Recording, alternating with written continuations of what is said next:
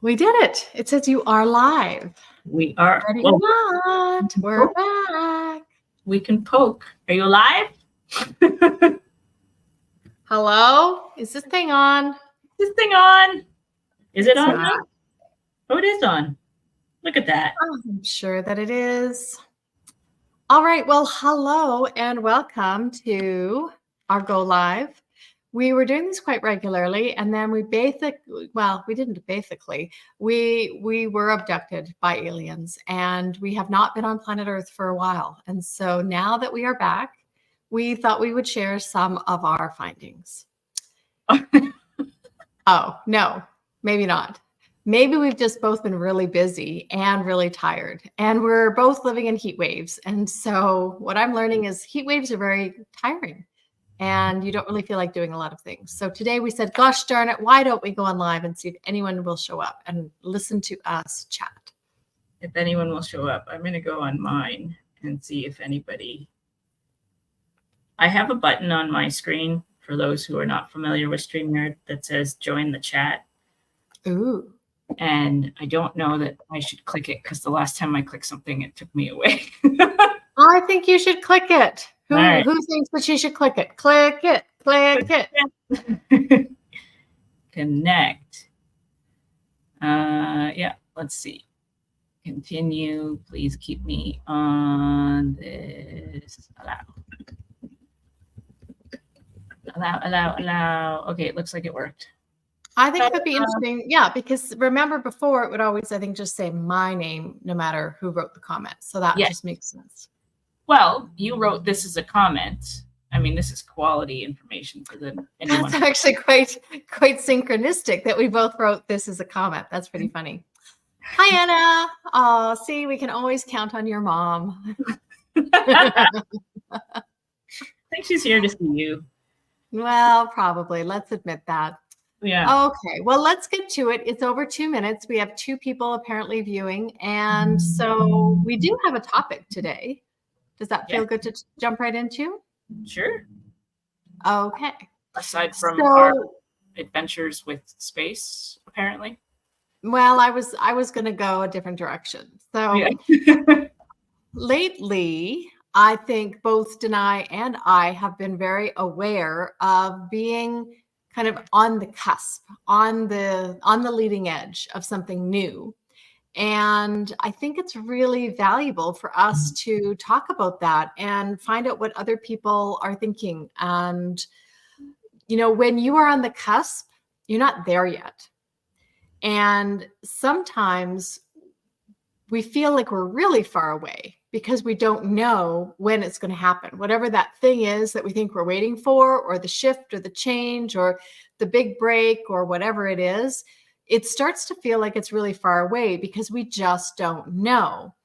But the thing about that is when we have this attitude that it's far away, we act like it's far away. Mm-hmm. And we put a lot of time and energy into it being not here yet. And that doesn't serve us. It's funny because we're, when you're in those moments of not knowing and your focus is on it's not here yet, that's where your thoughts and behaviors tend to go. If it's not here, I don't have it. I don't know when it's going to happen. And then it starts to sometimes really spiral into doubt. Is it ever going to happen? Am I worthy of it happening? And we just go want all the way down that rabbit hole. And it's funny because just as I was talking, I had the analogy pop back into my head. And I think we used this on one of our very first lives when I talked about ordering the pizza. Oh, yes.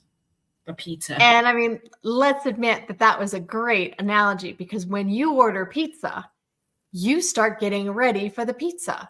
You queue up the plates or the napkins or the soda or the movie or whatever it is. You get your comfy clothes on and you get in full receiving mode of that pizza showing up in the time frame that you're expecting it because let's say it's supposed to be in 20 minutes or whatever it might be. And you do everything within your thoughts and your actions to be ready for the pizza. because there's the assumption that it is coming, it's on its way, and you're forward reaching into the moment of when you have it, and you are getting everything queued up and ready for that. There is very little energy spent on, I wonder if they're making it. I wonder if they got my order. I wonder if it is going to show up. I wonder if the driver's going to get lost. I wonder if they'll put the wrong toppings on. I mean, we could choose to go there, and maybe sometimes we do.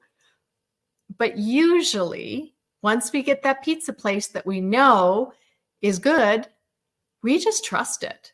We move right through trust into knowing. We know that it's coming. We're surprised if it doesn't come, because we have created an environment where we have full expectation of it. And so I think that that's interesting. If we take that same analogy then and move it towards the better job that we want, the better partner that we want, the better feelings that we want, the better home to live in, whatever it is, waiting for a house to sell, whatever those kind of pivotal moments are, we know that we're on the brink of it. We know we want it, but we're not in the preparation of it.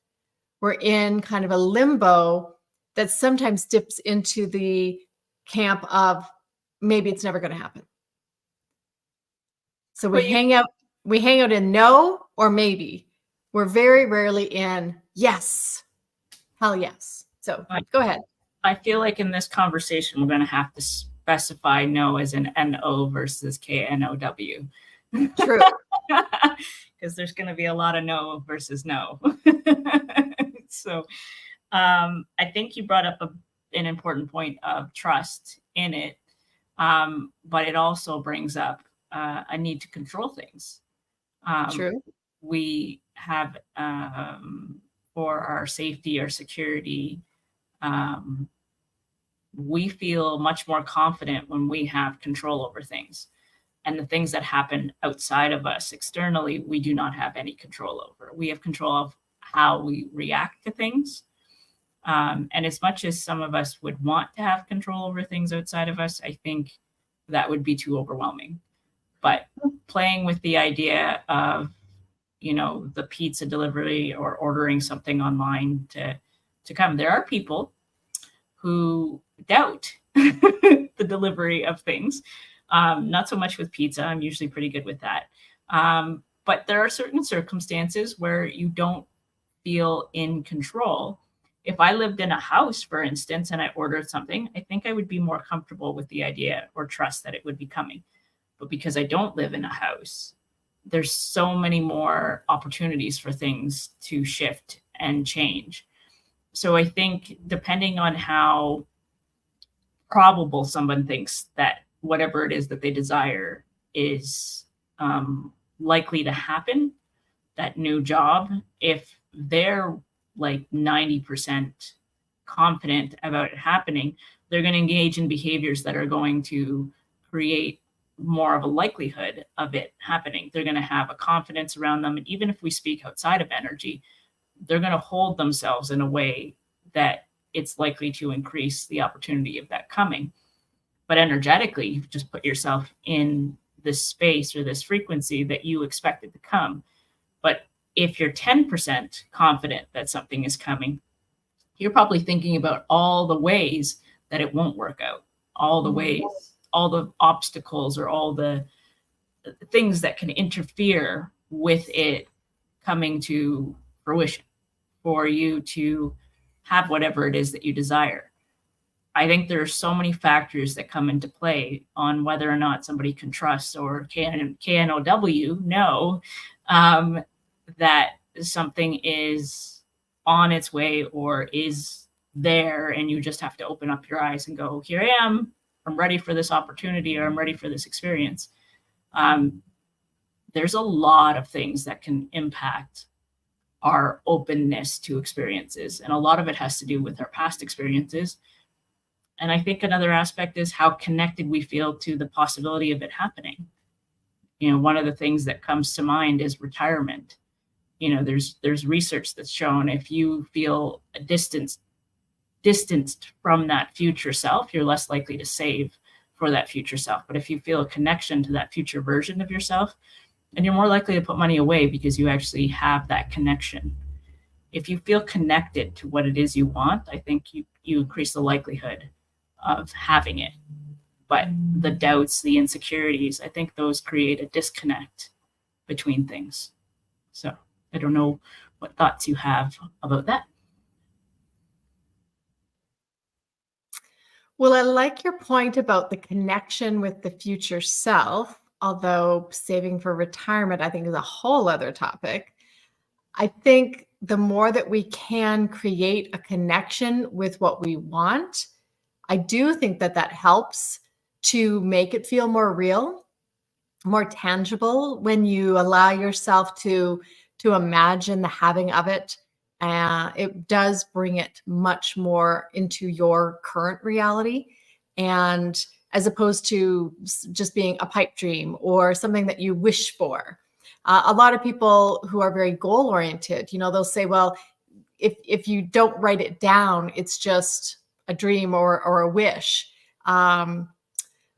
It's the writing of it and the claiming of it that makes it more of a goal and putting a time frame around it.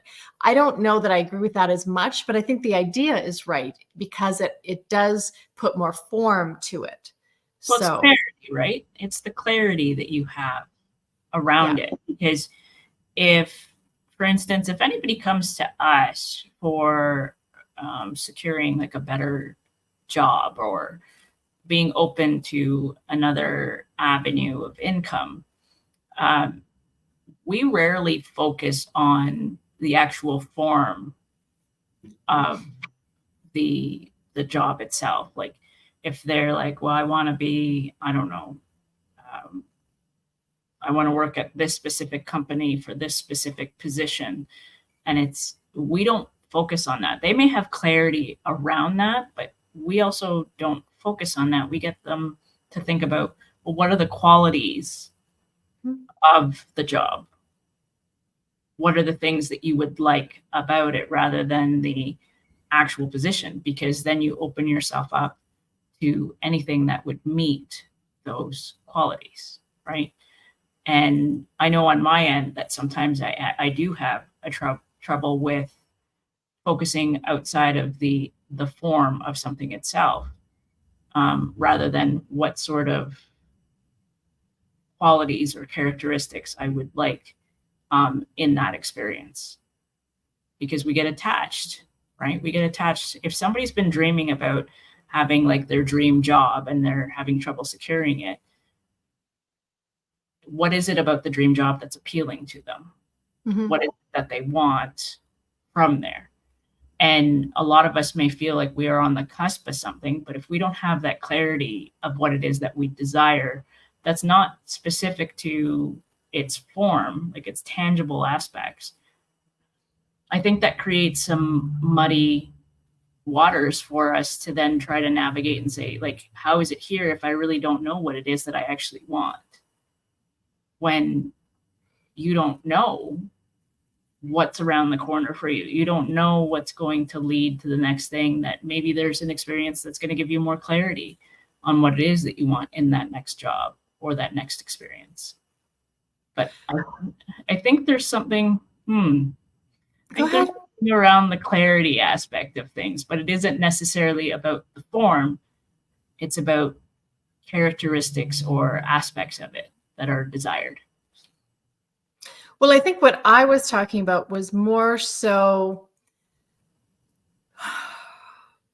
let me tune in for a minute. And it's about creating a connection with it. So I think that every experience that we have offers some clarity in that it offers us a preference. I prefer this or I do not prefer that. So that does help just fine tune what it is that we're thinking about. But if I'm imagining going out for a really good meal, I can imagine walking into a nice dining room and picturing a table layout that feels good for me and comfortable chairs and the color of the linens. And I can picture the weight of really nice silverware. And I can picture what it would feel like to hold a menu and peruse choices and imagine foods that I might pick, and imagine that it might, have a certain presentation that feels a little more artful than normal, and how good that bite might be. And I could go and create a really elaborately detailed sensory imaginary experience for myself. But that doesn't mean that I've now blocked myself by making myself it too limited to, I have to go to this particular restaurant and have this particular food. So I think it's creating that connection for yourself as much as you can will allow you to identify with how satisfying it can be to go to a fine dining restaurant or to try a new restaurant. But it's not limiting you in terms of what restaurant or when or where in the world it might be. And so I think we're getting a little far away from where we started, but the idea of the fact that whatever we are desiring, whether it's a fun night out at a restaurant or a life-changing event, the details of it do not have to be important unless imagining the details allows us to feel more of a connection that brings us a bit more towards that assumption of course it can happen. Yeah, so that'll bring up a difference between connection and attachment. Because you can feel connected to something, but not attached to Yes. it. You could also feel attached to it. So picturing a restaurant, maybe there's a restaurant that's really meaningful for you, and then you're like, it's got to be that restaurant. So you wouldn't be happy if, the plans shifted and it was a different restaurant. But if you're unattached to the concept of it, then I think you open yourself up to anything beyond the restaurant, and it's more the energy of the experience itself. And if imagining the specific aspects of it, then I think you're getting yourself in a place that is open to this experience. But if you're sitting there going, it has to be this because this is what I'm comfortable with, then that creates different energy, right? Yes. And of course, when people are in a session with us, we do recommend them to be as detached as possible to a very specific outcome. And because they have the most opportunity to experience what they want if they allow for more choices to kind of fit the bill, to check the mark of, that is the essence of the experience I was looking at, even though it wasn't Gordon Ramsay's #1 restaurant in Las Vegas. I actually ate at this other place, and it was also so satisfying and so memorable, and it made even a better story because of how they messed up our reservations at the other place. And to be open and allowing for more to come in really does create more success. But again, I just want to draw it back to the idea of when it feels so far away, that's the time for us to reach into this connection with whatever it is that we're looking for. And if it is, say, the new job, imagining what aspects of a new job would feel really good and juicy. And to your point, it doesn't necessarily have to be a particular workplace or even work hours or even a location that the job is, but to be really in the essence of what does it feel like to wake up on a morning that you're going to this job? And what does it feel like to be with the coworkers there? And what does it feel like to do the job, the work that's offered there, and to be in the satisfaction of it, and to be in the mutual respect of everyone there, and maybe the fun that you have after work because everybody likes to socialize together. Like, you can create quite a connection with the essence of it, as opposed to spending your time thinking it's never going to happen. I'm probably never going to get hired. I'm not qualified for anything else. I want it, but no one's calling me. Because those thoughts really keep you in that place of not having. Well, that's your closest match to it, but they also keep you in a place that feels really crappy. So that too. But thinking about maybe there's, and I don't really have an answer for this, but are there subtle indicators to say that you're actually on the cusp of something? Because like what comes up, you know, in some discussions when people are going through a challenging time, you know, people will say it's darkest before the dawn, which is frustrating. Or, you know, you got to hit rock bottom before you go up. But the idea is how many rock bottoms or how many darkest before the dawns are there before you actually are like, I'm on the cusp. I'm on the cusp. It, you know, a lot of the times, or I'll be careful with that. There may be times, there may be some times when we are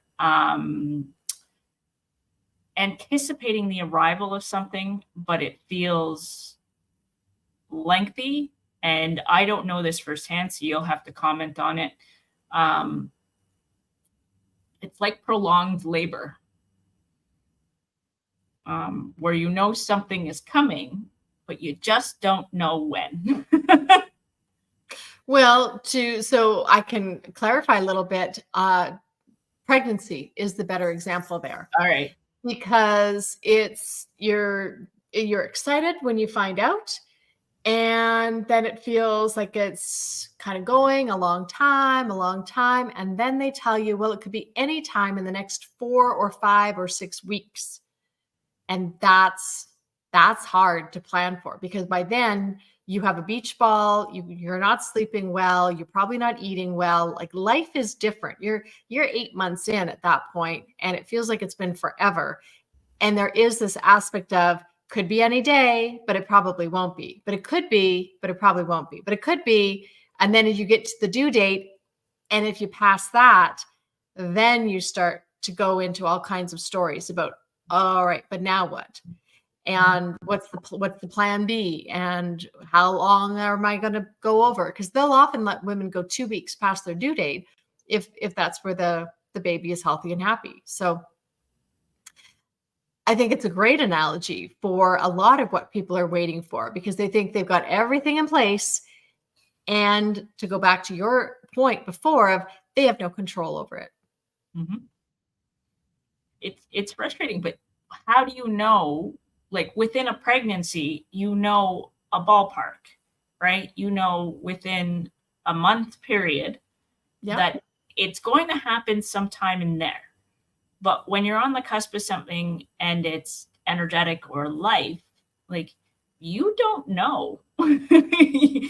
like you may have a sense of something, or like an intuition that's, you know, something's coming, but, you know, by the, you know, 7th day of you saying something's coming, you know, or the 14th day, and you're like, something's coming, it's not there. And then it creates this energy around defeat, because you feel like, well, it brings up a bunch of things. Like, is this feeling that something's coming wish fulfillment? Or is it, you know, a sense that something is coming? Yeah. Is it a sense? Well, I think the thing about that is, do you want to stay in the not having it of it or not? Sure, you can say that so easily, but if you're at your wit's end about something, and you're Not like, being there. Sure, not being there, or you could have spent a bunch of time. And I'm trying to think of experiences where people have talked about, you know, anything can happen at any moment, right? You really don't know what's around the corner for you. Even as soon as we finish this conversation, we have no idea. You know, we could have something fantastic happen right after this conversation. We could have something really awful happen after this conversation. We can have something in between happen. We just don't know. But if you're in the mindset that you know something is coming, but then you're not seeing the birth of it, or you're not seeing it come into your physical reality, then it has a tendency to create that sense of, when is it going to happen? Like, how do you know it's going to happen? Do you see what I'm saying? I do. So do you have comments around this? Well, I assumed you had an answer. I don't have an answer. I mean, we could talk about tools on how to hold on to, you know, not necessarily hope, but just to trust that things can happen, being open to the possibility that things can happen. So I think it's kind of like having a piece of paper and drawing a line and understanding when you draw the line. If you draw it and there's, say, 10% of the white space on one side and 90% on the other side, that's what it feels like you're describing. That you're going to spend most of your time in that 90% section, wondering, worrying, doubting, trying tools to stay in a trust kind of aspect. You know, how am I supposed to trust it? How am I supposed to believe it? And so that's where you're spending all of your time. But that 10% side is the having it. And Sure. so I think the only tools or information that's valuable is what can let you spend time in that 10% side of the having of it. What can you do to be in the knowing of it? To be in the knowing that I have it now. Well, that's a great question. What can you do? And a lot of people will have some disagreements on the idea that if it's not present right now, how do you pretend you have it? Right? How do you be in the energy of having it? Mm-hmm. But the object itself, and when we know this, the object or the occurrence or the experience itself doesn't matter. It's the energy that it brings you. You know, you meet a new friend and you form a connection. You could meet any new friend and have that connection, and it's going to bring out joy and curiosity and excitement on meeting a new friend or starting something new or eating at a new restaurant. There's going to be a lot of commonality of what's experienced. So I would essentially encourage somebody who's feeling this defeat to think about ways or experiences that they have access to that they can be in that energy of having what it is that they desire.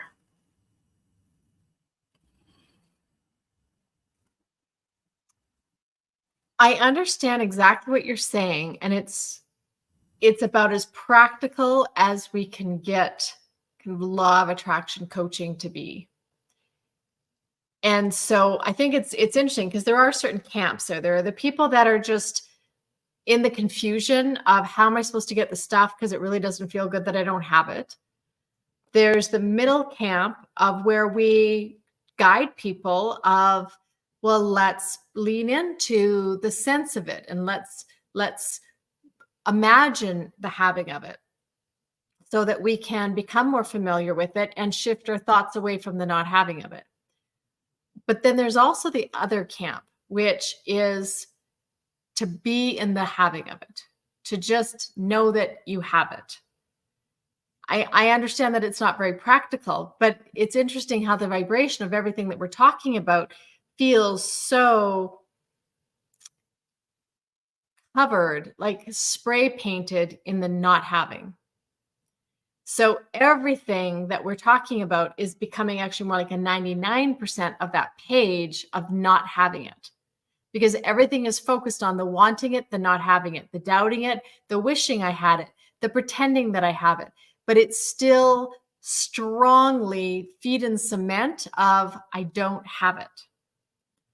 So where I would play, and I understand it's not that practical, and we don't know who's ever going to listen to this, who's like, what is she talking about? This sounds ridiculous.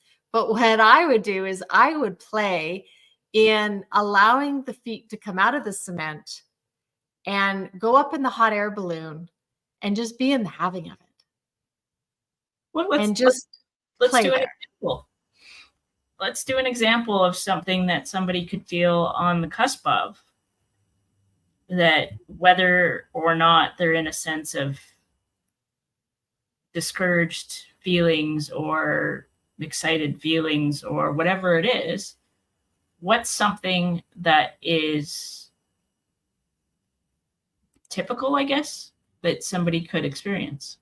Well, I mean, a lot of our people that we talk to all have businesses, for instance, and they're waiting for kind of the next big month or the next big client or people to sign up for their workshop or whatever it might be, right? That's something that we often are having conversations about between the two of us and other people. And so to be in the space of it's done, it is done. And to be in the energy of whatever it is. Can you be in the energy of it if you don't believe it?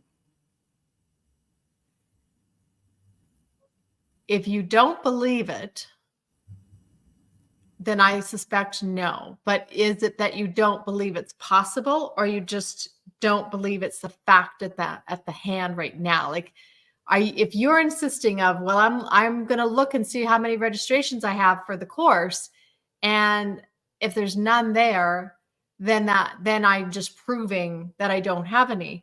But what does feel better? Does it feel better to know that the course can be filled? The course is filled. Like, to play with those realities of how does it feel when the course is filled? How does it feel to be on, say, a Zoom call with 30 squares showing with everyone's bright, fine, shiny faces?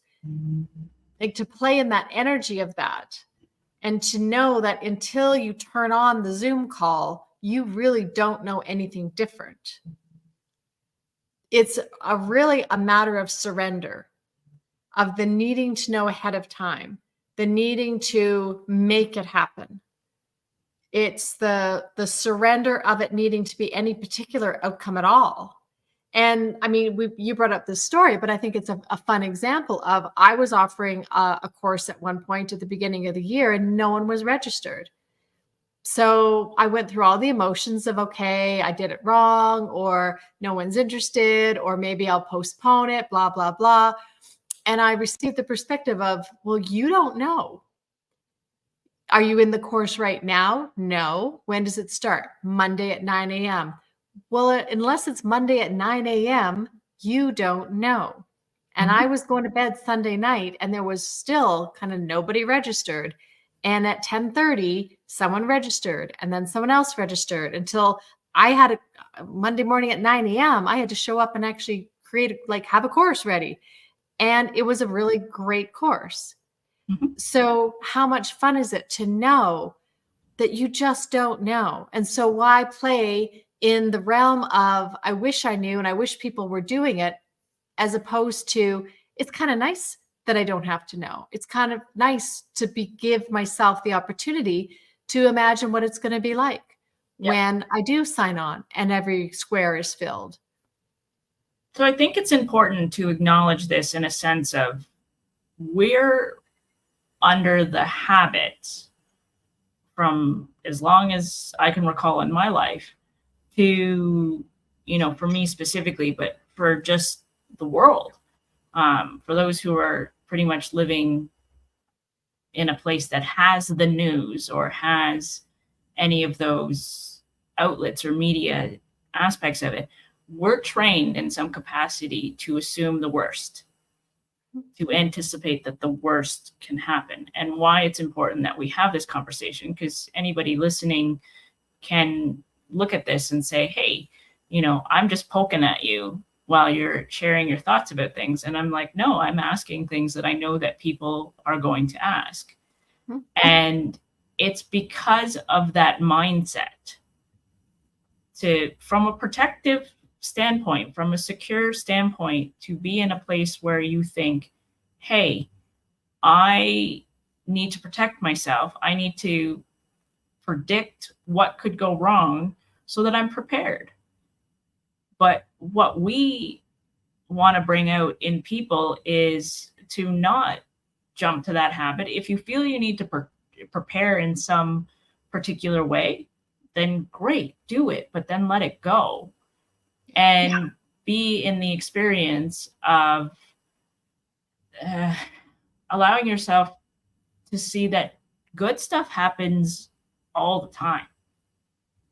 We just anticipate the bad stuff because that's what we're trained to do. You know, innately, evolutionarily, whatever it is, we're trained to anticipate the worst so that we survive. But what we want to allow people to experience is, sure, it's good to anticipate how things could go wrong, but don't be consistently in that energy and anticipate that things actually can go right just as much as a probability of them going wrong. We just don't know. It feels a lot better to be in the energy to say, like, hey, this could work out. You know, because if we go into something assuming it's not going to work, we're going to behave in ways that it's not going to work. Mm-hmm. So it's important for people to see that. So my comments for you earlier were to get at those questions of people saying, how do you be in the having of it? Or how do you just accept without being attached that something's around the corner for you? Because every day something is around the corner for you. Every day there is the potential for something to happen. We have no idea. You walk out of your front door one day and your life could change forever. You absolutely have no idea. I'm just as happy as if I pick up a dime on the street going, hey, I found some money. You know, we don't know when things are going to pop up in our reality, but we're always looking for the ways that they're going to go wrong. And I think it's important for people to realize that we're all on the cusp of something, but we're all focused on seeing how things could go wrong. If we can just open up to seeing how things could go right, I think it's going to change how we live our lives.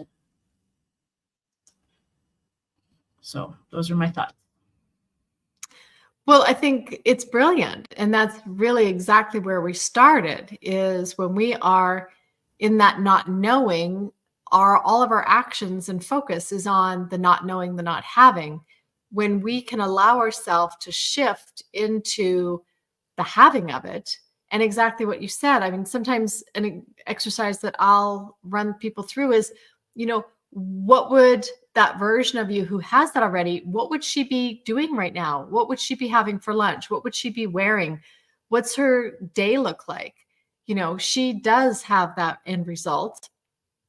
And so you get to tap into what would be shifting for you when it is here. And so that you really can, again, be in the having of it. And so someone who, has the money that they want, they're not clipping coupons and trying to look for ways to save a penny or two, because they are in a feeling of abundance.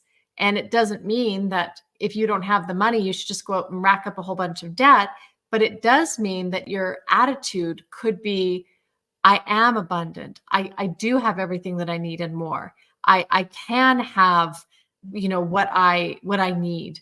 And we will play different games with people, abundance games, or to play a maximum type of game where you pick one category that you allow yourself to always have what you want. And whether it's buying cereal or filling up your gas tank, because it's so powerful to tune in to the version of you that doesn't care what the number is. You want it, and so you allow yourself to have it. And so there are different techniques.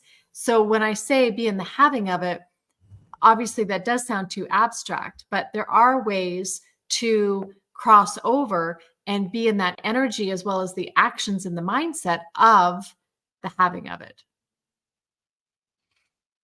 Yeah, for these experiences, it's important to be in that mindset And I keep going back to thinking for those who have that challenge of being in that mindset because they don't see what's clearly in front of them.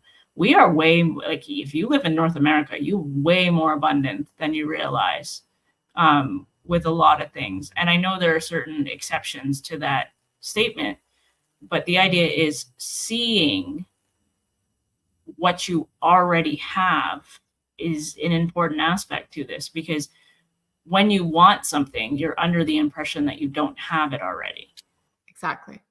And that's creating a disconnect to begin with, because people think desires are great, and they are, because they bring forth what it is that you want to move towards. And then paying attention, well, how do I already have that in my life?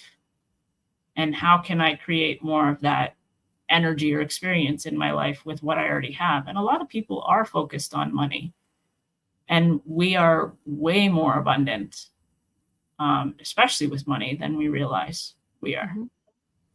So it's catching those, it's noticing those things that already exist. Right. So we don't do that. It's the same when you are working on yourself in some capacity, that you're looking, you and I are both on the journey of self growth and transformation and all those things, because the work we do, we are embodying that aspect of it.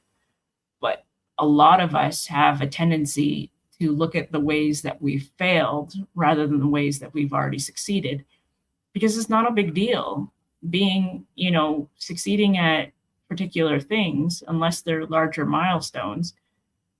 They don't seem as important because they don't create threat or alarm or, something that you need to be attentive to.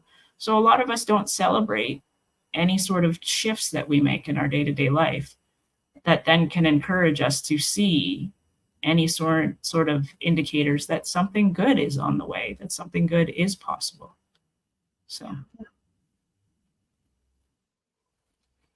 it's true. So what would be your kind of final thoughts about how can people feel better before they see the evidence of the change?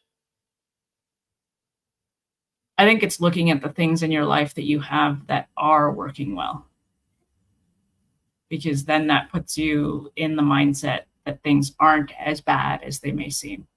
Mm-hmm. That you have it better than you realize.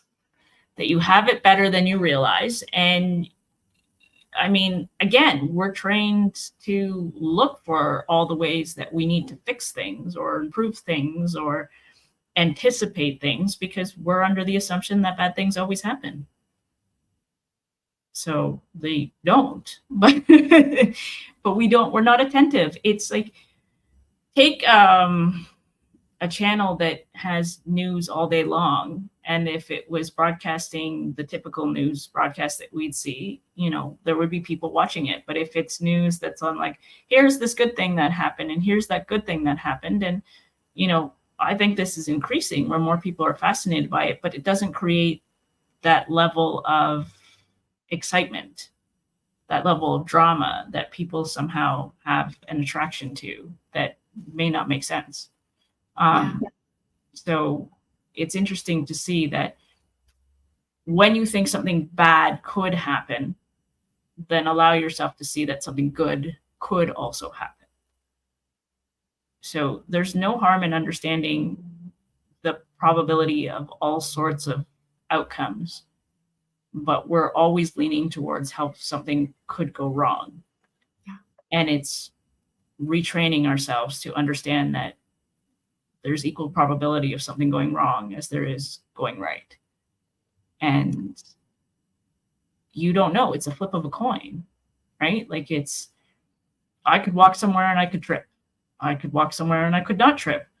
Which one of those two seem more exciting? The tripping. There's a change in it. And people would probably prefer watching me trip than just walking along. But we don't acknowledge the fact that out of those two experiences, 50% I quote unquote failed and 50% I was successful. But we don't acknowledge the success of walking from one place to another without falling over. Yeah. Mind you, if we weren't capable of doing that, then that would be a huge success. Well, and isn't that fun to point out about how important perspective is? Because if you've had a medical issue and you couldn't walk and you went to physiotherapy and rehabilitation for 6 months and now you're walking, that's a really big deal. Yeah. And yet in our normal day, we It's don't even not a big notice. deal. It is a big deal, but we tend not to notice. We don't notice because we don't give it value. That's the thing. We don't give a lot of these smaller sort of successes values.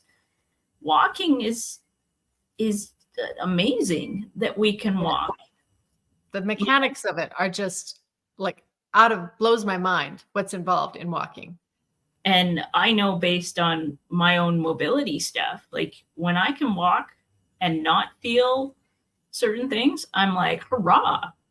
But it's the idea that we're not giving credit or value to things that are actually big deals. Because without those things, we've become in some ways, well, many of us have taken for granted a lot of the things that seem that we're entitled to. Like, they shut off my power today, and that's, typically not a big deal if it's like an hour or whatever, a half hour. But if it's like for a long time, then you're under the perspective of like, think of all the things you can't do because you don't have power. It's no different in the day-to-day life. That if we don't have something that we're used to having, it can create a lot of stress.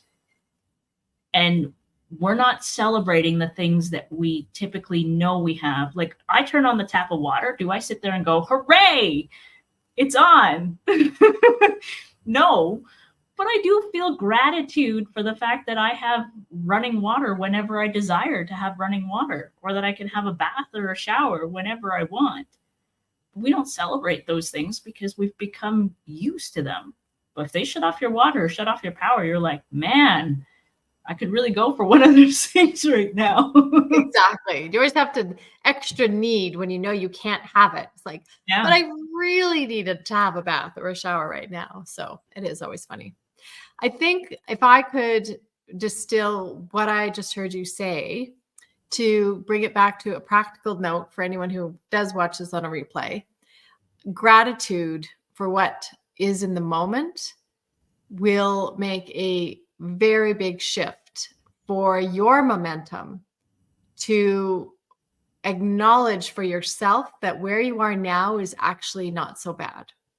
So even though you might start off feeling a negative association with, but I don't have those things that I want, or I'm not at the place that I want yet, or I haven't made decisions that I want to make, as opposed to focusing on being in the not having of what you want. Remember, we talked about that 90% of the page, all of those actions and tools and techniques were all still focused on the not having of it.